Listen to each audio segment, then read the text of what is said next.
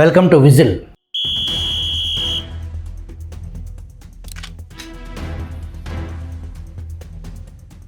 మాజీ ఐపీఎస్ అధికారి ఆలూరి బాల వెంకటేశ్వరరావు, ఆయనే ఏబి వెంకటేశ్వరరావుగా ప్రజలకు పరిచయం.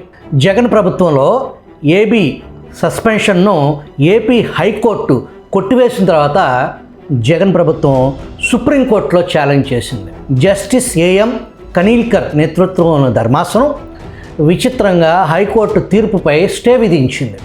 విచిత్రంగా అని ఎందుకు అనాల్సి వస్తుందంటే, సుమారు 1.5 ఏడాది తర్వాత స్టే ఎత్తివేసేంత వరకు సుప్రీంకోర్టు ఈ మధ్యలో చేసింది ఏమీ లేదు. హైకోర్టు ఆదేశాన్ని సవాలు చేసిన జగన్ ప్రభుత్వం ఈ మధ్యలో సుప్రీంకోర్టుకు సమర్పించిన డాక్యుమెంట్ కానీ వాదించింది కానీ ఏమీ లేదు. ఐపీఎస్ అధికారిని 2 ఏళ్లకు మించి సస్పెన్షన్లో ఉంచకూడదు కాబట్టి సుప్రీంకోర్టు స్టే ఎత్తేసింది. దీనిని బట్టి జగన్ ప్రభుత్వ దురుద్దేశాలను అర్థం చేసుకోవచ్చు. ఈ మధ్యలో ఏబీవీ రావుపై అవినీతి నిరోధక చట్టం కింద క్రిమినల్ కేసులు పెట్టారు. ఇల్లు సోదా చేశారు, ల్యాప్టాప్ స్వాధీనం చేసుకున్నారు. అత్యుత్సాహంగా ఇంత నీచానికి దిగిన అధికారులు ఎవరు? సుప్రీంకోర్టు ఆదేశాల తర్వాత కూడా వేధింపులు ఆగలేదు. న్యాయంగా రావలసిన జీతం కోసం కూడా ఆయన కోర్టు తలుపులు తట్టాల్సి వచ్చింది. అప్పట్లో ఏబీవీ 2 సార్లు సచివాలయానికి వెళ్ళారు. నాటి ప్రధాన కార్యదర్శి సమీర్ శర్మ కలుసుకునేందుకు కూడా నిరాకరించారు. తనలాగే యూనియన్ పబ్లిక్ సర్వీస్ కమిషన్ పరీక్షలు రాసి ఐపీఎస్ సాధించిన ఓ డీజీపీ ర్యాంకు అధికారి సుప్రీంకోర్టు నుంచి ఆర్డర్ తెచ్చుకుని జాయినింగ్ రిపోర్ట్ ఇవ్వటానికి వస్తే ఆయన్ను కలిసేందుకు ప్రధాన కార్యదర్శి నిరాకరించడం మనకేం చెబుతుంది? ప్రధాన కార్యదర్శి కూడా జగన్కు భయపడాల్సిందే. జగన్ ఏలుబడిలో ఆంధ్రప్రదేశ్ బ్యూరోక్రసీ ఏ స్థాయిలో పతనమయ్యిందో అనటానికి ఇంతకు మించిన సాక్ష్యం ఏం కావాలి? సీమ పాలిగాళ్ల ఇష్టాలు ఎలా ఉన్నా అధికారులు కొన్ని సాంప్రదాయాలు, కొన్ని పద్ధతులు పాటించటం తప్పనిసరి. వారికి రూల్ బుక్కే ప్రామాణికం. ఒత్తిళ్లకు లొంగకుండా ఆల్ ఇండియా సర్వీస్ అధికారులు నిబంధనల ప్రకారం వ్యవహరించాలి కాబట్టే వారికి రాజ్యాంగపరమైన రక్షణ కల్పించారు. జగన్ ప్రభుత్వం ఈ వ్యవస్థను చిన్నాభిన్నం చేసింది. ముఖ్యమంత్రి ఏం చెబితే అదే వేదం అనే స్థాయికి బ్యూరోక్రసీ దిగజారిపోయింది. ఇంకా చెప్పాలంటే జగన్ గొడ్ల చావిళ్ళలో చాకిరీ చేసే జీతగాళ్ల వ్యవస్థలాగా తయారు చేశారు. సుప్రీంకోర్టులో కేసు పెండింగ్ పెట్టిన తర్వాత ఏబీవీ రావుపై డిపార్ట్మెంటల్ ఎంక్వైరీ ప్రారంభించారు. ఏబీపై అబద్ధాలు ప్రచారంలో పెట్టిన జగన్ పిఆర్ఓ పూడి శ్రీహరిని ఎవరి దర్యాప్తు ఆధారంగా ఇదంతా మొదలుపెట్టారో నాటి సిఐడి డిఎస్పి విజయపాల్ను విచారణకు పిలవాలన్న ఏబీవీ రావు డిమాండ్ను నాటి విచారణ అధికారి ఆర్పి సిసోడియా తిరస్కరించారు. ఆయనపై మోపిన 3 అభియోగాల్లో 2 నిరూపణ అయినట్లుగా విచారణ అధికారిగా వ్యవహరించిన ఈ ఐఏఎస్ అధికారి ఆర్పి సిసోడియా తీర్మానించారు. ఆయన గారి నివేదిక ఆధారంగా ఏబీవీ రావుపై డిస్మిస్ వేటు వేయాలని జగన్ సర్కార్ కేంద్ర ప్రభుత్వానికి లేఖ రాసింది. పద్ధతి ప్రకారం కేంద్ర హోంశాఖ దానిని యూనియన్ పబ్లిక్ సర్వీస్ కమిషన్కు పంపింది. ఏబి వెంకటేశ్వరరావును సర్వీస్ నుంచి తొలగించాలన్న సిఫార్సు కోసం యూపీఎస్సీ భారీగా ఒత్తిడికి లోనైందని అప్పట్లో వార్తలు వచ్చాయి. చివరికి 2 ఇంక్రిమెంట్లు కట్ చేయాలని మాత్రమే యూపీఎస్సీ సిఫార్సు చేసింది. జగన్ ప్రభుత్వం ఏ చర్య తీసుకోలేదు. దానికి ముందు సుప్రీంకోర్టు తీర్పు మేరకు పోస్టింగ్ ఇచ్చినట్టే ఇచ్చి ఏసీబీ పెట్టిన కేసు పెండింగ్లో ఉందన్న కారణం చూపించి తిరిగి సస్పెండ్ చేశారు. ఈ సందర్భంగా ఏబీవీ రావు మీడియాతో మాట్లాడుతూ పోతన రాసిన ఒక పద్యం ఉదహరించారు. కోమలమైన కన్యలాంటి కావ్యాన్ని అమ్ముకోవటం కన్నా పెళ్ళాం బిడ్డలను పోషించుకోవటం కోసం నాగలి పడితే తప్పు లేదు అనే శ్రీనాథ కవి తన బావగారైన పోతన రాస్తున్న భాగవత కావ్యాన్ని రాజుగారికి అంకితం ఇవ్వాలని కోరిన సందర్భంలో పుట్టిన పద్యం గుర్తు చేసుకున్నారు. తాను అధికారంలో ఉండగా ఏబీవీ రావుకు పోస్టింగ్ ఇవ్వకూడదన్నదే జగన్ పంతం కావచ్చు. ఇది ఒక వ్యక్తి శక్తి కాదు, అందుకు సహకరించిన వ్యవస్థ వైఫల్యం. ఇది ఏబి వెంకటేశ్వరరావు వ్యక్తిగత దురదృష్టం కాదు. అది పాలన పేరుతో ఆటవిక అన్యాయం, పవర్ దుర్వినియోగానికి సజీవ సాక్ష్యం.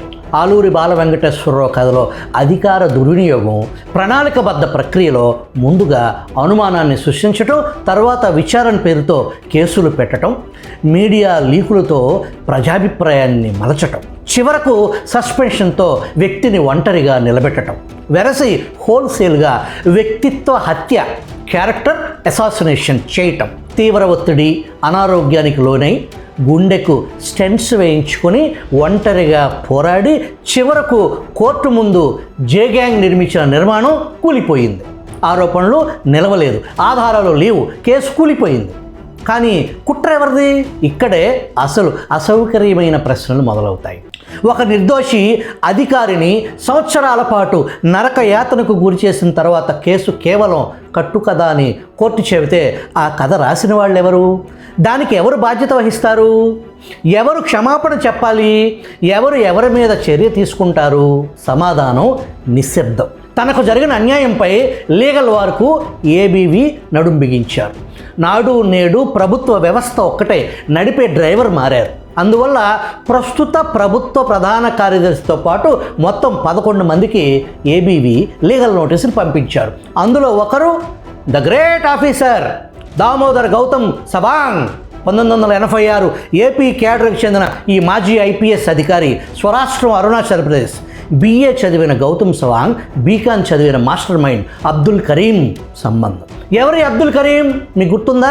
వేల కోట్ల నకిలీ స్టాంపు పేపర్ల సూత్రధారి అబ్దుల్ కరీం తెల్గీకి గౌతమ్ సవాంగ్కి మధ్య అక్రమ సంబంధం ఉందని మనం చెప్పటం లేదు. ఆనాడు స్వయంగా సిబిఐ తేల్చింది. 1992 నుంచి 2003 వరకు దాదాపు 11 సంవత్సరాల పాటు సాగిన వేల కోట్ల కుంభకోణం 2003లో వెలుగులోకి వచ్చింది. తెల్గీ అరెస్టుకు ముందు నుంచి సవాంగ్ అతనితో సన్నిహిత సంబంధాలు కలిగి ఉన్నాడని, పలుమార్లు తెల్గీతో కలిసి హైదరాబాద్ నుంచి ముంబైకి విమానంలో ప్రయాణం చేశారని నాటి ఆంధ్రప్రదేశ్ సిఐడి నిర్ధారించింది. బాంబేలో పెద్ద మొత్తంలో సవాంగ్కు తెల్గీ నుంచి డబ్బులు ముట్టాయని వార్తలు గుప్పుమన్నాయి. గౌతమ్ సవాంగ్కు సహకరించిన నాటి ఏసీపీ భూపేందర్ రెడ్డి కూడా ఈ కేసులో నిందితుడే అని సిబిఐ తేల్చింది. ఇదే కేసులో నాటి టీడీపీ మంత్రి కృష్ణ యాదవ్ అరెస్ట్ అయ్యి జైలు జీవితం గడిపారు. డిటెక్టివ్ డిపార్ట్మెంట్లో డిఐజీ నరసింహారావు ఈ కేసులో అరెస్ట్ అయ్యి సంవత్సరాల పాటు ఊసలు లెక్క పెట్టారు. నాడు హైదరాబాద్ వెస్ట్ డీసీబీగా పనిచేస్తున్న గౌతమ్ సవాంగ్ను ఈ కేసులో విచారించడానికి సీనియర్ ఐపీఎస్ అధికారి ఉమేష్ షరాఫ్ గౌతమ్ సవాంగ్ ఆఫీసులో అడుగు పెడితే సవాంగ్ అన్న ఏం చేశారో తెలుసా? గోడ దూకి పారిపోయారని అప్పట్లో వార్త హల్చల్ చేసింది. ఇదే కేసులో DSP Satyanarayana Reddy, CI Mohammad Asif, SI Madhusudan, constable KP Reddy కూడా జైలు పాలయ్యారు. కేసు సిబిఐకి బదిలీ అయింది. గౌతమ్ సవాంగ్కు ఉచ్చు బిగిసే సమయంలో నాటి టీడీపీ ప్రభుత్వంలో ముఖ్య స్థానంలో ఉన్న వ్యక్తి ఢిల్లీలో చక్రం తిప్పి సవాంగ్ను అరెస్టు చేయకుండా కేవలం శాఖాపరమైన చర్యలు తీసుకోవాల్సిందిగా సిబిఐ నుంచి సిఫార్సు చేసేలా ఒత్తిడి తెచ్చి సవాంగ్కు సాయపడ్డారు అనే ఆరోపణలు బలంగా ఉన్నాయి. ఆ తర్వాత కొద్ది కాలానికే వైఎస్ రాజశేఖర రెడ్డి ముఖ్యమంత్రి అయ్యారు. స్వయంగా క్రిస్టియన్ చురుకైన గౌతమ్ సవాంగ్ అంది వచ్చిన అవకాశాన్ని ఉపయోగించుకున్నారు. వైఎస్ రాజశేఖర రెడ్డి వద్దకు క్రిస్టియన్ పాస్టర్ల లాబియింగ్తో సిబిఐ సిఫార్సు చేసిన శాఖాపరమైన చర్యలు కూడా తీసుకోకుండా విజయవంతంగా తనని తాను కాపాడుకోగలిగారంట. ఆంధ్రప్రదేశ్ 2గా చీలిపోయింది. తొలి ముఖ్యమంత్రిగా చంద్రబాబు బాధ్యతలు చేపట్టారు. అత్యంత ప్రతిష్టాత్మకమైన విజయవాడ పోలీస్ బాస్గా గౌతమ్ సవాంగ్ జూలై 2015 నుంచి 2018 జూలై వరకు 3 సంవత్సరాల పాటు కొనసాగారు. సవాంగం ఆగం 2.0 ఇక్కడే మొదలైంది. విజయవాడ పోలీస్ కమిషనర్గా అనేక అక్రమాలకు పాల్పడ్డారని, కింద స్థాయి పోలీసు సిబ్బందిని ఎవరిని కదిలించినా కథలుగా చెబుతారు. అందులో ప్రధానంగా దొంగ బంగారం ముచ్చట ముందు చెబుతారు. సవాంగ్ విజయవాడ పోలీస్ కమిషనర్గా బాధ్యతలు చేపట్టడానికి ముందు, ఆ తరువాత వచ్చిన పోలీస్ కమిషనర్ల కాలం పరిశీలిస్తే దొంగ బంగారం లెక్క ఇట్టే తేలిపోతుందని పోలీస్ కమిషనర్ స్థాయిలో ఉండి సిఐ స్థాయి సిబ్బందితో నేరుగా నాకు రికవరీ బంగారం కావాలని అడగటం పోలీసు శాఖ చరిత్రలో ఇటువంటి ఉన్నతాధికారిని మేము అంతకు ముందు ఎన్నడూ చూడలేదు అనేవారంటే పరిస్థితి ఎంత ఘోరంగా ఉండేదో అర్థం చేసుకోవచ్చు. అదే సమయంలో సివిల్ పంచాయతీలు పక్క రాష్ట్రంలో ఉన్న వ్యక్తులను సైతం అక్రమంగా ఎత్తుకొచ్చి నిర్బంధించి బెదిరించి పంచాయతీలు చేసిన అనేక ఆరోపణలు ఉన్నాయి. పక్క రాష్ట్ర సివిల్ పంచాయతీలో లబ్ధి పొందిన ఒక కుటుంబం వారి పిల్లలకు సవాంగ్ పేరు పెట్టుకున్నారంటే అర్థం చేసుకోండి ఆయన ఏ స్థాయిలో పనిచేశారు. విజయవాడ కమిషనర్గా ఉండగా సెక్స్ రాకెట్ కాల్ మనీ వార్త పెను సంచలనం సృష్టించింది. నాటి ఎంపీ కేశినేని నాని, గౌతమ్ సవాంగ్ సంయుక్తంగా ముందుకు తీసుకొచ్చిన case Vijayawada call money sex racket. ఏమాత్రం పసలేని కేసును నాటి ప్రతిపక్షం జగన్ గ్యాంగ్ ఏ స్థాయిలో వాడి నాటి ప్రభుత్వాన్ని అల్లరిపాలు చేసిందో మనం చూసాం. అత్యంత వివాదాస్పద కేసుల్లో పోలీసు ఉన్నతాధికారులు పత్రికా సమావేశం పెట్టి ప్రజలకు వివరణ ఇవ్వటం పోలీసుల బాధ్యత. అటువంటిది బెజవాడలో ఆనాడు ప్రతిపక్ష పార్టీ రచ్చ, మరొక పక్క మీడియా సంచలన కథనాలతో వార్తలు ప్రసారం చేస్తుంటే స్పందించాల్సిన గౌతమ్ సవాంగ్ హైదరాబాద్ వెళ్ళి కూర్చున్నారు. ప్రెస్ మీట్ పెట్టి ప్రజలకు వాస్తవాలు వివరించమంటే లెక్క చేయలేదు. ముఖ్యమంత్రి స్వయంగా నాడు చంద్రబాబు నాటి డీజీపీ జేవి రామును గట్టిగా మందలిస్తే సవాంగ్ హైదరాబాద్ నుంచి విజయవాడ వచ్చి తూతూ మంత్రంగా కేవలం 5 నిమిషాల్లో పత్రికా సమావేశం ముగించారని చెబుతారు. నాడు గౌతమ్ సవాంగ్ ఉత్సాహం చూపించిన కాల్మనీ కేసు కోర్టు కొట్టివేసింది. గౌతమ్ సవాంగ్ ఆ కేసును కోర్టులో నిరూపించలేకపోయారు. ఆ తరువాతి కాలంలో గౌతమ్ సవాంగ్ ఒక బలీయమైన కోరిక ఆయనకు ఉండేది. అదే డీజీపీ పోస్ట్. నాడు ఇంటెలిజెన్స్ బాస్గా ఉన్న ఏబీవీ రావు ఇచ్చిన రిపోర్ట్ కారణంగానే తనకు డీజీపీ పదవి దక్కలేదు అనే అపోహలో ఉన్న సవాంగ్ కల నెరవేరే రోజు రాని వచ్చింది. జగన్ ముఖ్యమంత్రి అయ్యారు. సవాంగాన్ని డీజీపీ చేశారు. ఒక పక్క జగన్ ఆటవిక కక్ష పాలన, అందుకు తగ్గట్టు సవాంగం ఆగం. ఏబీ వెంకటేశ్వరరావు సామాజిక వర్గంపై గౌతమ్ సవాంగ్ అంతులేని కక్ష పెంచుకున్నారని చెబుతారు. కమ్మ అధికారులను గౌతమ్ సవాంగ్ ముప్పతిప్పలు పెట్టారు. ఈ అధికారులు తమ బాధలు చెప్పుకోవటానికి పై అధికారులను కలిసే ప్రయత్నం చేస్తే, ఇటువంటి సమయంలో కమ్మ అధికారులను కలిస్తే ఇంకేమైనా ఉందా అని కలవటానికి నాడు ఇష్టపడని వారు నేడు రాష్ట్రంలో కీలక స్థానాలలో పనిచేస్తున్నారు. కరీం తెల్గి కేసులో ప్రధాన సాక్షిగా ఉన్న వ్యక్తికి ఏపీ పోలీస్ సంక్షేమ నిధి బాధ్యతలు అప్పజెప్పి సవాంగ్ డీజీపీ పోస్టును దుర్వినియోగం చేశారని, ప్రాణాలను పణంగా పెట్టి గ్రౌండ్లో పనిచేసే సిబ్బంది కుటుంబాల కోసం సేకరించే వెల్ఫేర్ ఫండ్ నుంచి కోట్లాది రూపాయల డబ్బు ఖరీదైన విల్లాల కోసం వెళ్తుందా? ఇది సాధారణ ఆరోపణ కాదు. సిస్టంపై లేవనెత్తుతున్న పెద్ద ప్రశ్న. ఆంధ్రప్రదేశ్ పోలీస్ వెల్ఫేర్ ఫండ్ ఈ నిధి అసలు ఉద్దేశం ఏంటి? డ్యూటీలో గాయపడిన పోలీసులకు సాయం చేయటం, మరణించిన సిబ్బంది కుటుంబాలకు భరోసా కల్పించటం, పిల్లల చదువు మద్దతు. అంటే ఇది గ్రౌండ్ లెవెల్ పోలీస్ సిబ్బందికి సేఫ్టీ నెట్. కానీ ఇప్పుడు వినిపిస్తున్న ఆరోపణలు ఏంటి? ఈ వెల్ఫేర్ ఫండ్ నుంచి ఐపీఎస్ అధికారుల కోసం ఖరీదైన విల్లాలకు నిధులు కేటాయించారా లేదా? అది కూడా పక్క రాష్ట్రం తెలంగాణలో. సంక్షేమ నిధి విలాసవంతమైన ప్రాజెక్టుకు నిధులు ఎలా సమకూరుస్తుంది? అది కూడా అమరావతి కాదని పక్క రాష్ట్రంలో ఎలా అనుమతిస్తారు? ఇది కేవలం పరిపాలనా నిర్ణయమా, లేక ఫండ్ ఉద్దేశానికి వ్యతిరేకంగా తీసుకున్న నిర్ణయమా అనే కీలక ప్రశ్నలకు జవాబులు రావాలి. ఈ నిధి సోర్స్ ఏంటి? ఇది ప్రభుత్వ బడ్జెట్ నుంచి వచ్చిందా, లేక వెల్ఫేర్ ఫండ్ నుంచా? ఆమోదం ఇచ్చింది ఎవరు? ఆడిట్ రిపోర్ట్స్ ఏం చెబుతున్నాయి? హైదరాబాద్ శివారు గొల్లూరు విల్లాల అసలు కథ ఏంటి? ప్రస్తుతం ఈ ప్రాజెక్టుకు రిటైర్డ్ అధికారి ఘట్టమనేని శ్రీనివాస్కు ఏంటి సంబంధం? రాష్ట్రంలో ప్రతి పోలీస్ కానిస్టేబుల్ దీనిపై వాస్తవాలు తెలుసుకోవాలి. సరే, అసలు విషయంలోకి వెళ్దాం. బ్యూరోక్రసీ సేవా వ్యవస్థ లేక సేవకుల వ్యవస్థ? ఏబీవీ పంపిన నోటీసుల్లో 3వ పేరు ఆర్పి ఠాగూర్. 2019 ఎన్నికలకు ముందు గౌతమ్ సవాంగ్ను కాదని చంద్రబాబు ఆర్పి ఠాగూర్ను డీజీపీ చేశారు. ఆర్పి ఠాగూర్ నేతృత్వంలోనే 2019 ఎన్నికలు జరిగాయి. ఎన్నికలకు ముందు వైఎస్ వివేక హత్య జరిగింది. నిందితులను అరెస్ట్ చేయడానికి నాటి కడప ఎస్పీ ముందుకు రాలేదని, ఇంటెలిజెన్స్ చీఫ్గా నేను చెప్పిన ఏ సూచన నాటి ఆర్పి ఠాకూర్ సిబ్బంది లెక్క చేయలేదని ఏబీ వెంకటేశ్వరరావు ఒక ఇంటర్వ్యూలో తెలియజేశారు. జగన్ ఆశీస్సులతో జగన్ ప్రభుత్వంలో ఆర్పి ఠాకూర్ను ఏపీఎస్ఆర్టీసీ ఎండీగా చేశారు.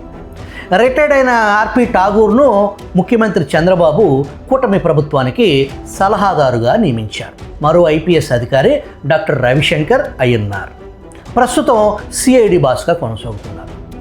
మరో అధికారి PV Sunil Kumar triple R కేసులో నిందితుడు. మరో అధికారి ఆర్ విజయపాల్, ఇతను కూడా త్రిబుల్ ఆర్ కేసులో నిందితుడు. మరో వ్యక్తి నాటి డీజీపీ ఆఫీస్లో సీఏఓగా పనిచేసిన గోవిందరాజన్. ఏబి వెంకటేశ్వరరావు ఘటన ఒక చేదు నిజాన్ని బయటపెడుతుంది. రాజకీయ నాయకత్వం, ప్రభుత్వం మారినా నాటి ఫైళ్లు తయారు చేసిన చేతులు నేటికి కీలక స్థానాల్లో కొనసాగుతున్నాయి. నాడు విచారణలు నడిపిన మనుషులే నేడు నిర్ణయాలు తీసుకునే యంత్రాంగం కూడా అదే కావటం విశేషం. అధికారులు చూపించాల్సిన విధేయత నిబంధనలకా లేక వ్యక్తులకా? ఏబి వెంకటేశ్వరరావు ఘటన చూస్తే బ్యూరోక్రసీ న్యాయానికి కాకుండా అధికారం ముందు అనేక సార్లు ఒగ్గిందనే అనుమానం కలగక మానదు. మరి ప్రస్తుత ప్రభుత్వానికి హెచ్చరిక ఏంటి? ప్రభుత్వం మారింది, కానీ ప్రజల ప్రశ్నలు ఇంకా నిలిచే ఉన్నాయి. తప్పుడు కేసులు మోపిన అధికారులపై చర్యలు ఉంటాయా? నిర్దోషిని అనుక్షణం అవమానించిన వ్యవస్థకు శిక్ష ఉంటుందా? లేదా ఇదంతా పాత కథగా ప్రభుత్వ పెద్దలు మర్చిపోతారా? ఒక విషయం అయితే సుస్పష్టం. ఏబి వెంకటేశ్వరరావుపై అక్రమ కేసులో చర్యలు తీసుకోకపోతే ప్రస్తుత కూటమి ప్రభుత్వం కూడా అదే జగన్ వ్యవస్థకు వారసురాలిగా మిగిలిపోతుంది. ఒక వ్యక్తిని కూలదోయటానికి ప్రయత్నించిన వ్యవస్థ చివరకు కోర్టు ముందు నిలబడలేకపోయింది. ఇది కేవలం కోర్టు న్యాయ విజయం కాదు, ఇది నైతిక తీర్పు. ఏబి వెంకటేశ్వరరావుపై అక్రమ కేసు ఒక హెచ్చరిక.